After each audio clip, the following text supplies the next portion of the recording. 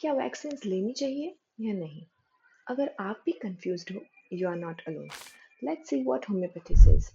200 साल पहले जब स्मॉल पॉक्स हर घर में था, डॉक्टर हनमैन ने वैक्सीन को मना नहीं किया, बट ही बिलीव्ड सिर्फ इंजेक्शन से इम्यूनिटी नहीं बढ़ती, अंदर का सिस्टम भी स्ट्रांग होना चाहिए। आज भी हर बॉडी अलग रिएक्ट करती है। किसी को वैक्सीन के बाद कुछ नहीं होता, किसी को फीवर, एंजाइटी या वीकनेस फील होती है। यही होम्योपैथी हेल्प करती है to prepare and balance your system. मुझे स्ट्रिक्ट हाँ या ना नहीं बोलना, मैं बस इतना कहना चाहती हूँ, understand your body. Homeopathy can support you before and after the vaccine, so your body feels safe, not shocked. Modern medicine और एंशियंट विजडम एक दूसरे के एनिमीज नहीं हैं। आप दोनों का बेस्ट ले सकते हो।